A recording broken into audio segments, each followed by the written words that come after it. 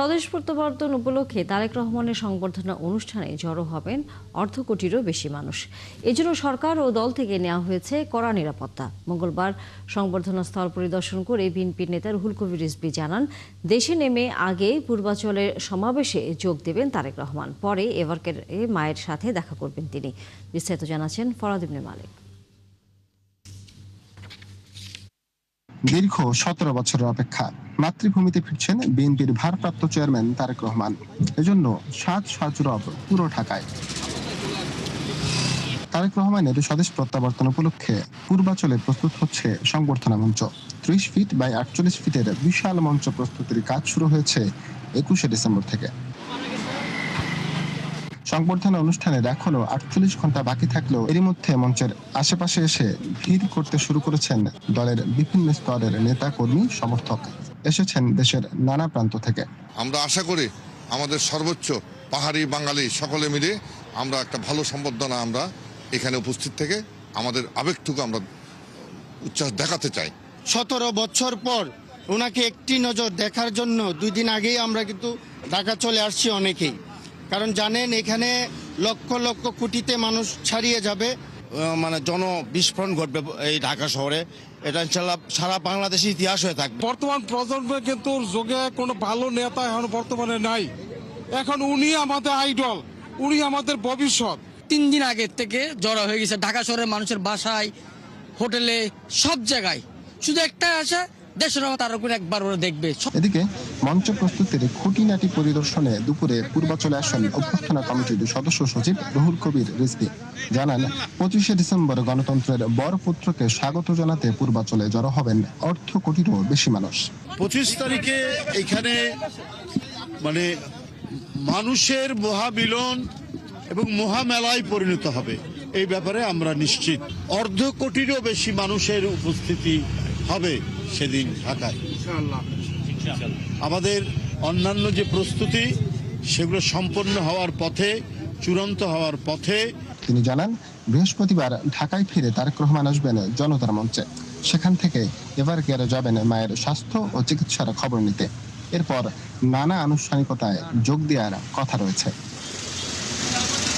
ফরহাদ ইবনে মালিক, 71, ঢাকা। বিএনপির ভারপ্রাপ্ত চেয়ারম্যান তারেক রহমান ফিরছেন 25 ডিসেম্বর বৃহস্পতিবার সকালে। 17 বছর পর তার এই প্রত্যাবর্তনকে স্মরণীয় করে রাখতে দলীয়ভাবে চলছে প্রস্তুতি। পূর্বাচলের 300 ফিটে তাকে সংবর্ধনা দেয়া হবে। সেখানে চলছে মঞ্চ প্রস্তুতি সহ যাবতীয় কাজ। আমাদের সহকর্মী মোহাইমুল খান অপু যুক্ত হবেন আমাদের সাথে এই বিষয়ে বিস্তারিত নিয়ে। এর আগে আমরা সকাল থেকে দেখছিলাম যে পূর্বাচলের এই যেখানে মঞ্চ করা হয়েছে সেটি পুরোপুরি প্রস্তুত এবং সেটি সাজসজ্জার কাজও হয়তো হয়েছে এবং সেটি শেষ পর্যায়ে ধারণা করতে পারি আমরা। একই সাথে আমরা জানছিলাম যে সাধারণ মানুষ থেকে শুরু করে যারা নেতাকর্মী আছেন তাদের দাঁড়ানোর যে জায়গাটি নির্দিষ্ট করে দেওয়া হয়েছে, সেরকম নানা প্রস্তুতি রাখা হয়েছে। আপনার দৃষ্টিতে আসলে আর কি কি প্রস্তুতি আছে সেখানে, আপনার মাধ্যমে সেটা একটু জানতে চাই।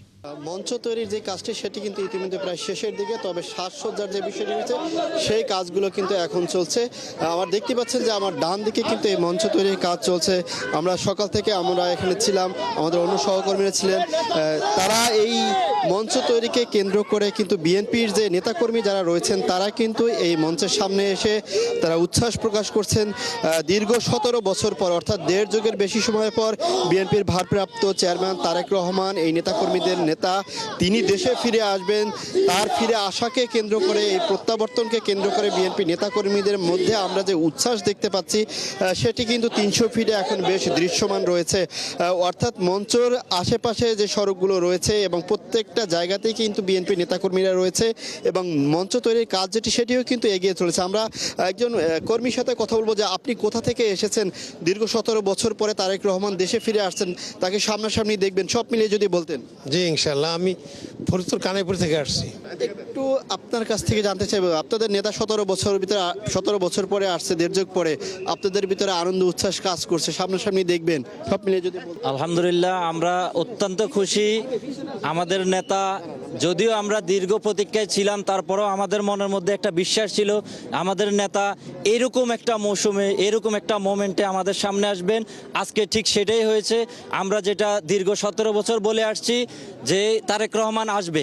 আপনি জানেন জনাব আন্দালিব রহমান পার্থ সংসদের মধ্যে। ধন্যবাদ আপনাকে। দেখতে পাচ্ছেন যে নেতাকর্মী যারা রয়েছেন তারেক রহমান ফিরে আসাকে নিয়ে তাদের ভিতরে যেমন উচ্ছ্বাস কাজ করছে এবং সামনাসামনি যে তাকে দেখবেন, অর্থাৎ বৃহস্পতিবার 11:55 কিন্তু তার এই হযরত শাহজালাল আন্তর্জাতিক বিমানবন্দরে অবতরণ করার কথা রয়েছে একটি ফ্লাইটে। তিনি সিলেট হয়ে আসবেন, সেই তার অপেক্ষাকে কিন্তু, অর্থাৎ 2 দিন আগ থেকেই কিন্তু এই মঞ্চের সামনে সাধারণ নেতাকর্মী যারা রয়েছেন, কর্মীদের সংখ্যায় কিন্তু সবচেয়ে বেশি। অনেকে আমরা দেখতে পেয়েছি যে এখানে ধানের শীষের যে প্রতীক রয়েছে সেই প্রতীক, বিএনপির যে পতাকা ফ্ল্যাগ, সেটি নিয়ে নানান সাজসজ্জায় কিন্তু তারা এখানে এখন পর্যন্ত তারা এখানে নানা স্লোগান দিচ্ছেন এবং তারেক রহমানকে এক নজর দেখবেন সেই প্রত্যাশায় কিন্তু তারা রয়েছেন। জানেন যে তারেক রহমান দেশে এসেই প্রথমে কিন্তু 360 ফিটে তিনি এই জনগণের সামনে বক্তব্য দিবেন, তারপর কিন্তু তার মাকে দেখতে এবার কেয়ার হাসপাতালে যাবার কথা রয়েছে।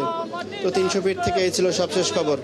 ধন্যবাদ মহিমুল খান অপু। নিশ্চয়ই আমরা ফিরবো আবারও আপনার কাছে। দর্শক সহকর্মী মহিমুল খান অপু ছিলেন আমাদের সাথে এতক্ষণ।